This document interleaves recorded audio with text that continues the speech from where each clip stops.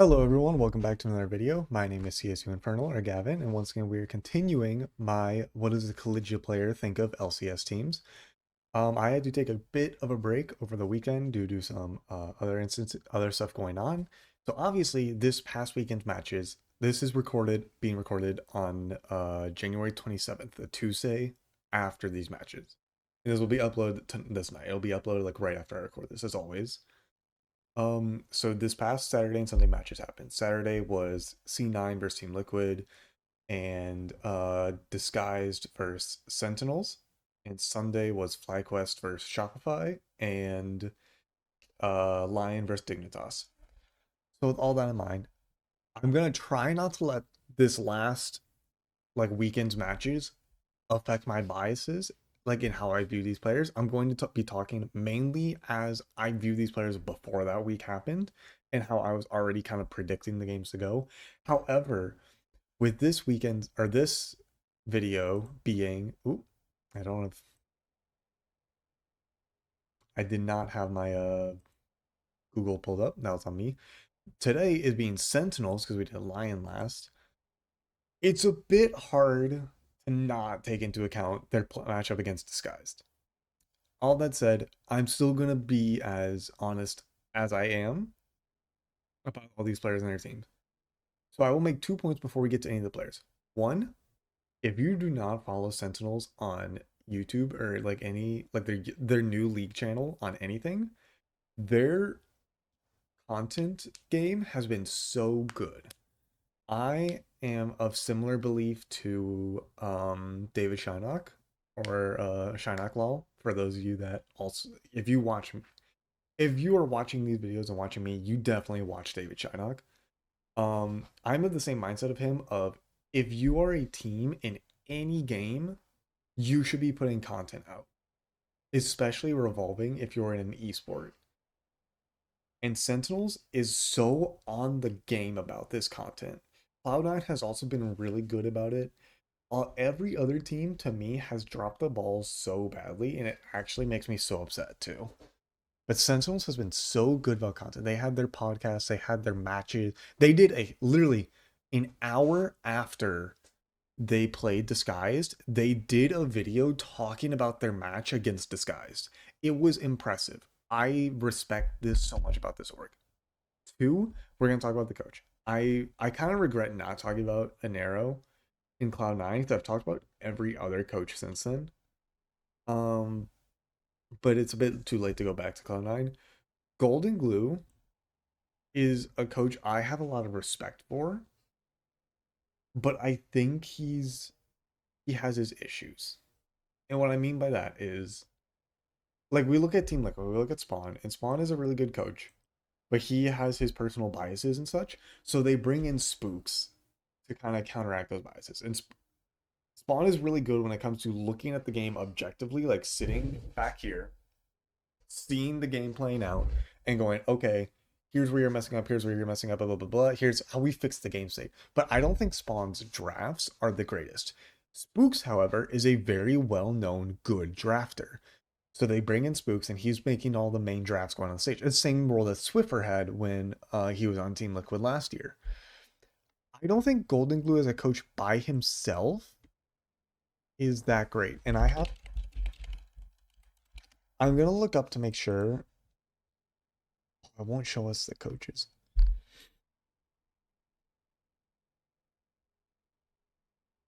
Or can we look at what Sentinels have currently?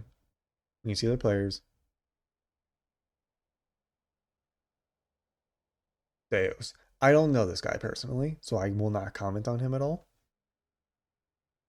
But I think Golden Glue's not the greatest coach by himself. I think he needs another voice around him to help him be a good coach. And that's why 100 Thieves last year when they brought in Impact, or not Impact, when they brought in Dokla, was so good because you had Golden Glue and Spooks working together with this strong roster that was just being held down by a couple weak links.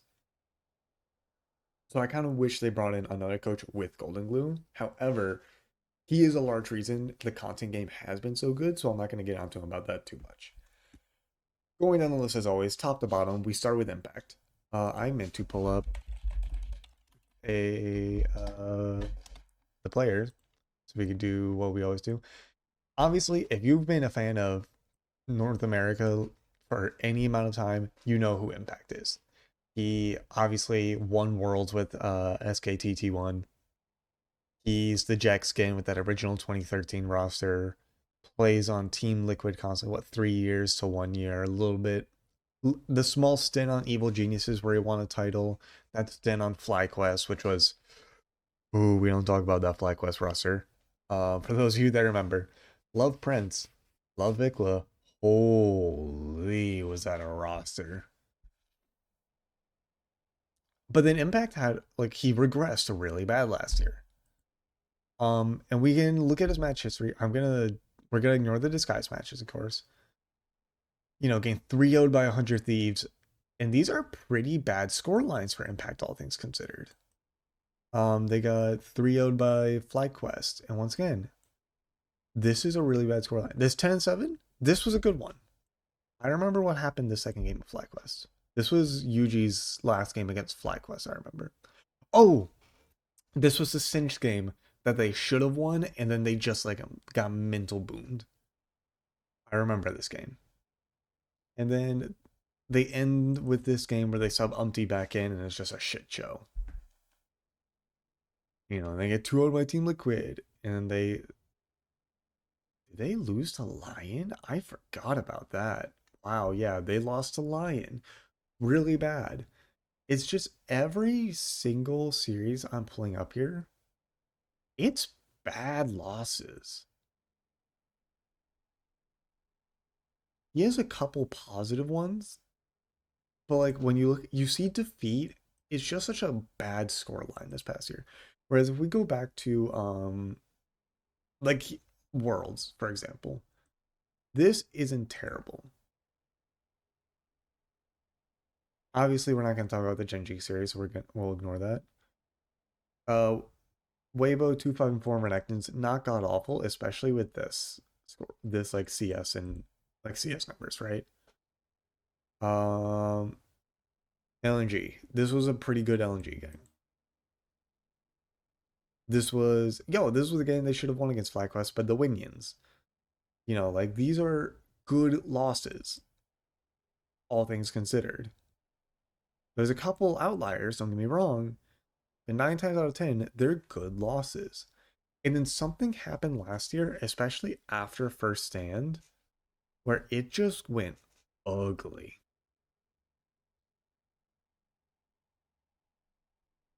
Which is so odd for Impact. Because normally you think of this guy, it's like he is the guy. He is the top lane goat of North America. So to see him so in such a slump last year was kind of scary, admittedly. Don't get me wrong, I still have a lot of high expectations and high hopes for him. Obviously, his shampoo, you know, he's big Renekton guy, big Gangplank is a huge champ he loves. Mordekaiser's one he likes to pull out randomly. Jace he doesn't play often, but he's really good on. 100% win rate on Singed, on Jarvan, which are not like staple. You're barely gonna see them, but that's good. 70% on Shen with 57 games. That's really good, guys. And even then, I will talk about the disguise matchup. They got defeated 2-3 for or I'm sorry, they got defeated 1-2, disguise 1-2-1. But all things considered, I think Impact actually looked decent. You know, this first game, 2-2 and 12 was the one they won, and that was really good. There's a long game. They almost lost it, but like he did a lot of miracle plays to save this game. Really interesting buy, but I actually really like it on Cassante. This next game they lost as Gwen. I don't think this was the Gwen's fault though. I put a lot of this loss honestly on Humbug and Darkwings. I think the Gwen here was okay, but when your Cassiopeia is 0-8 by the end of the game, yes, 9 assists, but 0-8 is still 0-8. Let's not like beat around the bush. When your Vi is 3-6, especially to this team, like picking Vi but having no real good Vi ult targets, it kind of hurts your team comp a lot. in this Mordekaiser game, once again, he I think he outplayed Castle in this Mord game so hard, like unironically.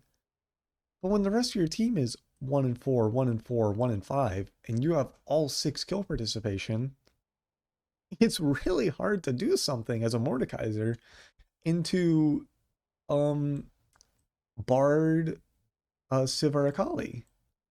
That's a hard game to play out. So I don't blame him. I think Impact last game or last series looked so much better than he has in a while. And knowing upcoming is against Dig on what is this on Saturday? Yeah, I have hope. I think he can come back. I think he's proving that his mental is already coming back a little bit. We just need to see it against maybe a see it against Dignitas, which is like the weakest team in my opinion, especially with two subs. And then kind of elevate. This is a team that needs to evolve throughout the year. I don't expect this five-man roster to win first stand. I don't expect them to even go to MSI. I think this five-man roster can contend to go to Worlds though, and that's what this evolution needs. Moving on. Jungler's Humbug. Humbug is a player I've liked watching in I watched like very briefly, challengers. I don't watch challengers much, but there's a little bit I was watching, and on these random Korean teams. Like he was on Bro for a bit. Did he play on Bro for real? Yes, he did. Yes, because this was yes, he and Crocker were getting subbed out consistently. I remember this. Um, he was fine. He was okay. I don't think he was great, but I don't think he was bad. Wow, this is bro roster. A lot of people came over to North or to the West, huh?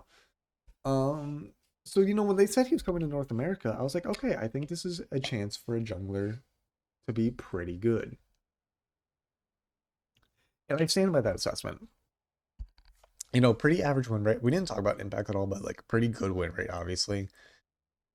CS per minute's really good for top lane as well. And even Humbug. His CS per minute's not great. Kill participation is really good though. Granted that could be because he was on Bro. And it's like, yeah, of course you're good on Bro. Like you're involved in 8 of our 9 kills. Oh.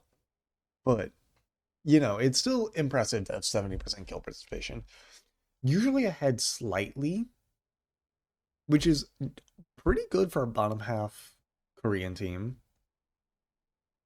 Um, usually involved first blood doesn't die often. Good damage per minute. Actually, that's not good, but I say good, and then I saw the FlyQuest game. I saw Griffin with like 800, 900 damage per minute in both games. I was like, ooh, maybe I should be second. I should be rethinking what I think good is. um, Damage percent's not bad for a jungler though, especially on a team that he was on. A lot of solo kills, no pentas. Vision score is not bad for a jungler. I would like to be higher, but and it's like general win rate's not bad. 70% on Brand, which I think Brand jungle can be played right now. It's not great, but he can. Okay on Jarvan. This is really bad. I will admit. This Zen is terrible. Pretty good on Elise though, which can be played.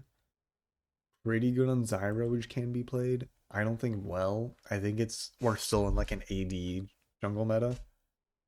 So we're not gonna like touch on Renata, but Volibear who's coming back, like this is a bad win rate. However, I think he could bring this up. Skarner's not too bad. Vi is usually pretty good. Lee Sin, not bad. Viego, above 50% is good to me on Viego. I feel like a lot of pro play Viego is very feast or famine. So above 50% is okay in my opinion. Sedge, really good. Maokai, not bad. Nidalee, that's really good. Poppy, really good. And, looking at once again going to this disguise match, he did okay on the Kiana. I don't think he was like good, but he wasn't bad. I think this first game of a lot what happened was disguised mistakes and or Sentinels just having like Rahel and Darkwings and no one to go in, and Huhi sometimes being good at like calling engages. And like I said, I put a lot of blame on the second game on the Vi. I don't think it's the Jarvan's fault. I think this third game, I would once again put more. I just said I would blame these three talking about impact. I would specifically blame these two, maybe Huhi for not calling better engages if you're picking Rel. So all in all, I think Humbug is a decent player. I think for this roster, it's a good pickup. I just would have liked more from it. Moving on to Darkwings, I Darkwing is such an interesting player to talk about in my opinion. Because sometimes he has these really interesting games. Darkwings is a new player, right? Let's not beat around the bush. 45 games total, 51% win rate. This is a new player to this league and to the league in general. First doesn't die often. That's actually good damage per minute, good damage percentage for a mid laner. No pentas, good amount of solid kills, but like he's new. He's a For all intents and purposes, you might as well consider him a rookie again for how few games he's played. Especially where a lot of these games aren't in tier one. We have Academy. We're gonna go until it's not Academy. Proving Ground, 2022. Where is Oh, it's only showing me one season. Oh well, with that in mind, is this also only showing me one season? Okay. I did not realize that. He has a lot more games played than I expected. I That's on me. That's my bad. Um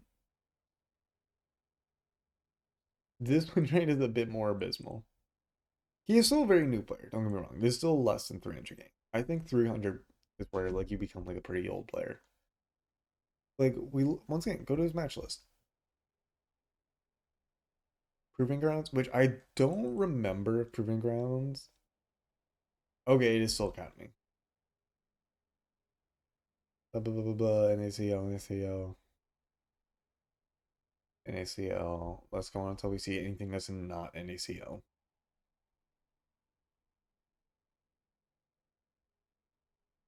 There's literally nothing. Everything is NACL until this disguise pickup, which is very interesting. Yeah, because it's called NA Academy. This is correct. And then so he gets picked up by disguise. And you know what? I I will say it. I think last season he was doing pretty good. Not bad. I think the zero is a pretty bad game. Good one on Galio. Okay, Victor, but good CS. And mediocre away game. Good Ziggs. Was this against? Oh, this was against a Stig. Good Ziggs. Bad Mal's loss. Like, oh, this was the random Malzahar lock in. But then really good Talia comeback. And then, good where they beat Dignitas in the best of 5 in 4 games. Really good Oriana, pretty decent Aurora. The Victor defeat sucked, but really good Talia. Like 1, 2, and 16 is really good guys. And they're playing against Cloud9. It's like, ooh, what? Huh?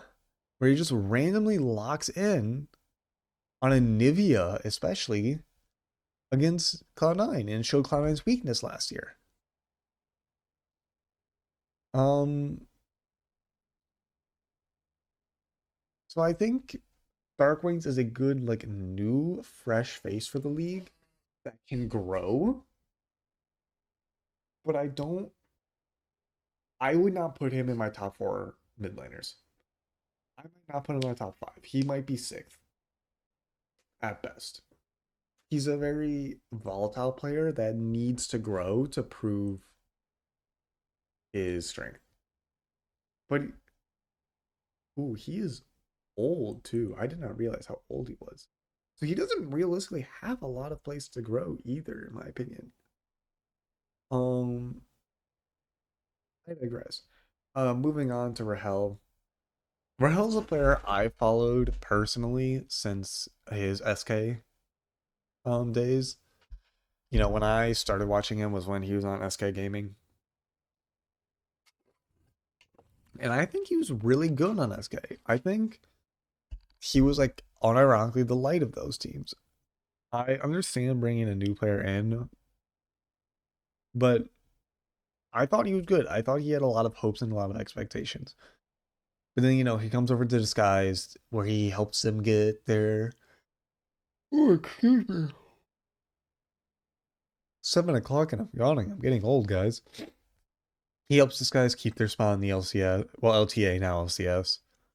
Was LCS, then LTA, then LCS. It's so stupid. I hate name changes. I hate unnecessary name changes. Let me clarify. But then Sentinels just takes this core Dark Wings Rahel Huhi. But I think Rahel is not a bad player.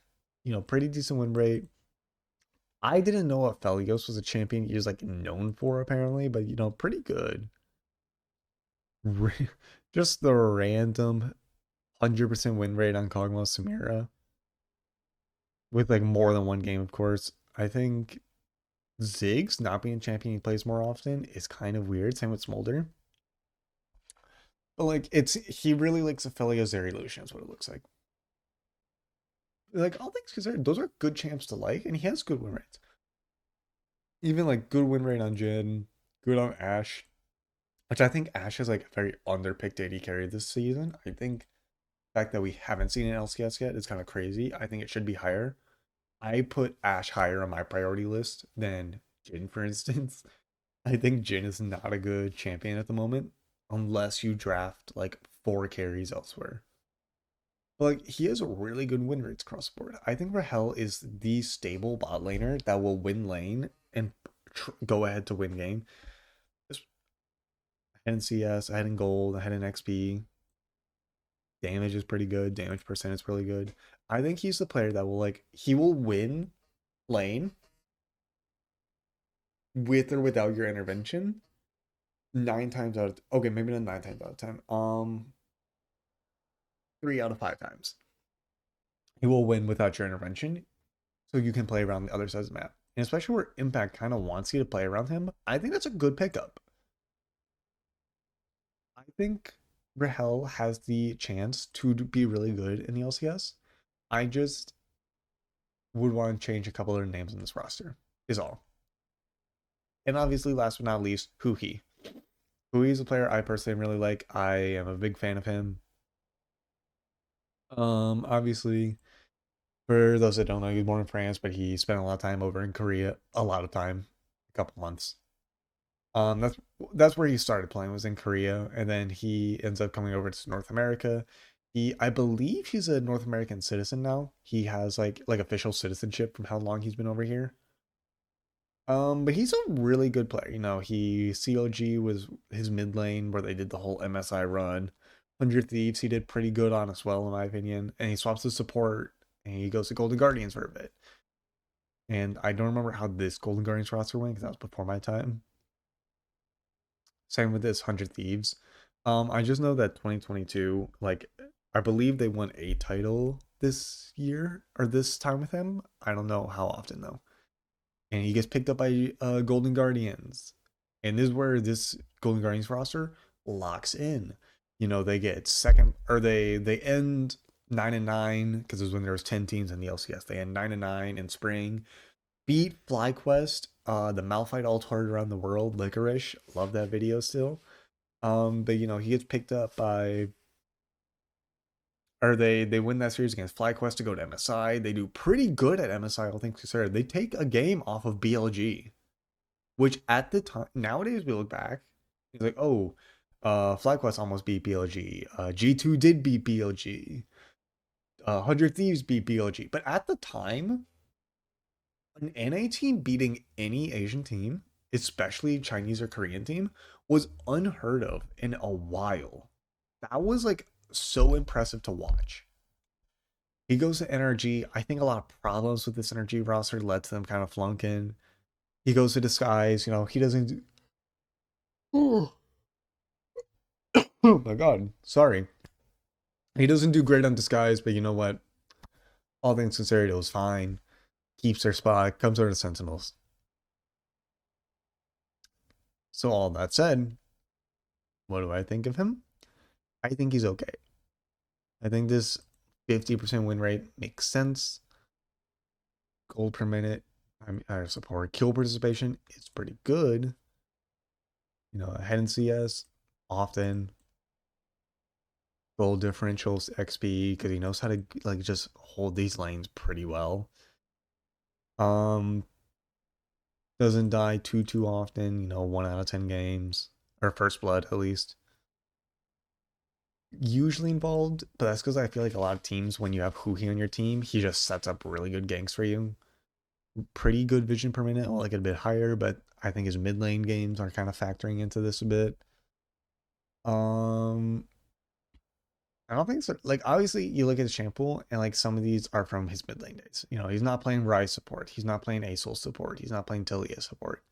He does have this random set support pocket pick though that we haven't seen in a minute since MSI 23. But he's good at it when it's playable. What did he play in that when they took that game off BLG? He played for Con. That makes sense for him. I don't think so. Even this third game, I think this was closer than a lot of people give it credit for. Stixay obviously didn't play the greatest. Licorice didn't play the greatest. But like, Gory's up. Maybe not in goal, but he's like 1, 2, 3. No, Gory was up in gold. River was more or less even with Vi. Oh no, Vi was I know my bad. Licorice wasn't 4 items to 2.5 items. Licorice was behind. Who he was even with on, but that's not really saying much. Like, this wasn't that bad of a game for them. They kept it at a 4K gold lead for BLG for a while. Until this random, like, really bad team fight at the end. And, they go into Stomp Movie Star. They stomp PSG. Get stomped by JDG, which isn't too shocking. And, the Cloud9 in a region kill. But, like, I think he's good. All this to say, I think he's very good. I just don't know how much I trust him as my primary shot caller, because that's kind of the role he's playing on this team. Impact is a shot caller, and Huhi are the shot callers. And I just don't know how much I trust that, really. I think I would want a stronger voice to be my primary shot caller, personally. However, as always, that is just my opinion. What is your opinion? Do you agree with my sentiment on the Sentinels roster? Do you think they can pull off an upset in this lock-in tournament? Do you think I am incorrect in that? I think they can pull off going to playoffs, but that's kind of it. I think they'd fizzle out playoffs quickly. What do you think? Do you agree with me? Do you disagree? I always love to hear other people's opinions, and I would like it if you would put that in comments below. Obviously, as always, if you like what you see, there are other videos that will be over this side. Please subscribe if you want to see more content. This is just a passion project of mine, just a hobby to do stuff like this on the side, which is why I don't edit these videos. It's just me having fun talking to a camera because I like to yap. And if you like that idea, if you want to continue following, I would encourage you to do so. All that said, thank you very much for watching. If you'd like to watch more, I have the other 5 teams. There are 2 more teams we have to get through. those two. Next being Shopify Rebellion, and then we're gonna end with Team Liquid. I expect Shopify to be recorded and coming out this Thursday, and then I will try to do Team Liquid on Saturday before the series is played, but I cannot promise that. All that said, thank you very much for watching. I hope you like this, you appreciate, you want to see more. And I will see you in the next video or in a previous video. Goodbye.